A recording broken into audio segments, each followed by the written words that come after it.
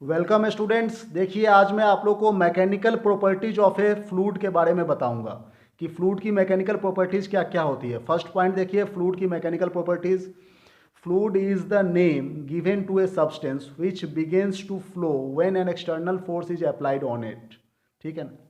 Fluid कहने का मतलब ये होता है कि वो एक ऐसा सब्सटेंस है कि जिसके ऊपर एक्सटर्नल फोर्स अप्लाई किया जाए तो वो ईजिली फ्लो हो जाते हैं। ठीक है। तो liquid and gases are the fluid. Fluid कहने का मतलब वाटर और एयर, इस तरह का क्या है, ये सब फ्लूइड कहलाते हैं। ये एग्जांपल्स हो गए। ठीक है, यहाँ तक समझ में आ रही बात। फिर दूसरा पॉइंट देखिए क्या कह रहा है। Fluids do not have their own shapes, they take the shape of the container. Fluid जो है सो अपना कोई शेप नहीं रखता है, जिस बर्तन में उसे रखते हैं उसी का आकार ले लेता है वो। ठीक है, जैसे हमने ग्लास में रख दिया वाटर को तो ग्लास बन के आकार का ले लिया। हमने एक कंटेनर में रख दिया, एक कटोरी में रख दिया पानी को तो कटोरी का शेप ले लिया। ठीक है ना। तो ये फ्रूट क्या होता है, इसका अपना कोई शेप नहीं होता है, ये जिस बर्तन में रखा जाता है उसी का शेप ले लेता है। ठीक है। अब देखिए थर्ड नंबर पॉइंट क्या कह रहा है। थर्ड नंबर पॉइंट में ये कह रहा है कि the branch of physics which deals with the study of fluid at rest is called the hydrostatics and the branch which deals with the study of fluid in motion is called the hydrodynamics. ठीक है, मतलब fluid जो कि rest में है उसे हम लोग हाइड्रोस्टैटिक्स कहते हैं, फ्लूइड जो कि मोशन में है उसे हम लोग हाइड्रोडायनामिक्स कहते हैं। ये बात समझ में आ रही है। तो हाइड्रोस्टैटिक्स और हाइड्रोडायनामिक्स दो तरह के फ्लूइड होते हैं। ठीक है, fluid at rest hydrostatics, fluid in motion hydrodynamics. ठीक है। अब देखिए प्रेशर कहने का क्या मतलब होता है। What is pressure.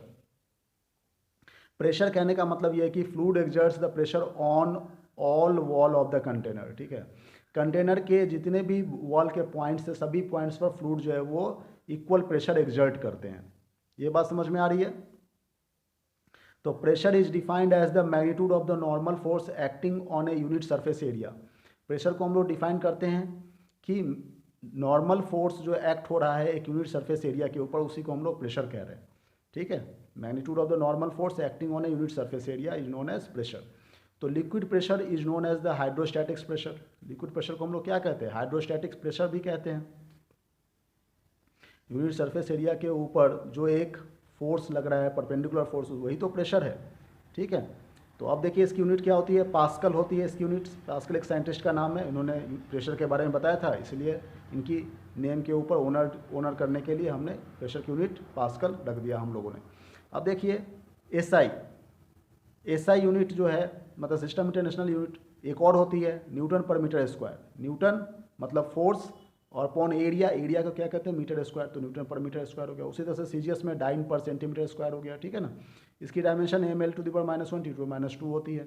ये एक स्केलर क्वांटिटी है। तो ये सेकंड पॉइंट भी समझ में आ रहा होगा। अब देखिए थर्ड पॉइंट क्या होता है। थर्ड पॉइंट क्या कह रहा है कि thrust of a liquid, the total normal force exerted by the liquid at rest on a given surface in contact with it is called the thrust of the liquid on the surface।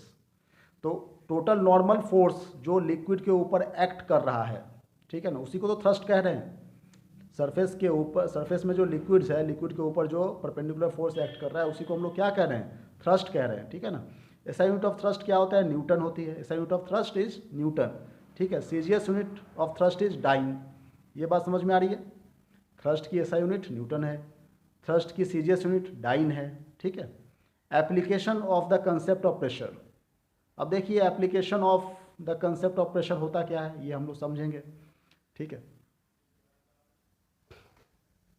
तो अब इस point पर हम लोग देखेंगे, ये यहाँ पर देखिए एप्लीकेशन, ये 4 पॉइंट्स है, बस यहीं तक आप लोगों को करना है आज।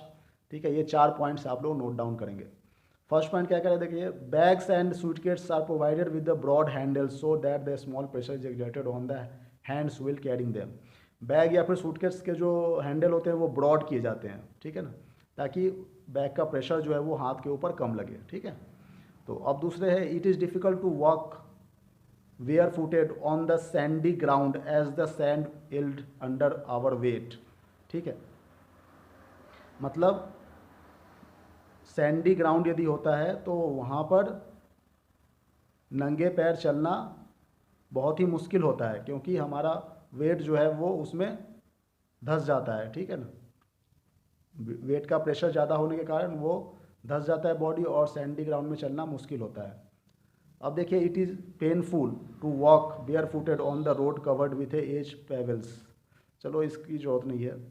Pins and nails are made to have pointed ends in order to have a least area of contact between the pin of a given surface area। Pin या फिर नेल्स है, देखो इसका पॉइंटेड एंड्स यदि बहुत ही कम सरफेस के ऊपर area के ऊपर अप्लाई कर रहा है तो प्रेशर ज़्यादा बढ़ जा रहा है कि नहीं। जैसे मान लो ये पेंसिल है और ये हाथ है, इसके ऊपर आप, जिसका ये पॉइंटेड सरफेस है, इसके ऊपर आप थोड़ा सा ही फोर्स लगाओ, ज़्यादा प्रेशर महसूस होगा, ठीक है ना। लेकिन यहाँ पर देखिए, यहाँ का एरिया ऑफ क्रॉस सेक्शन ज़्यादा है, यहाँ पर आप फोर्स लगाइए तो कम प्रेशर महसूस होगा, उतने ही फोर्स लगाएंगे तो, ठीक है ना। जबकि यहाँ पर आप लगाओगे तो एरिया ऑफ क्रॉस सेक्शन कम है इसमें, ठीक है, तो आप उतने ही फोर्स पर ज़्यादा प्रेशर महसूस होगा।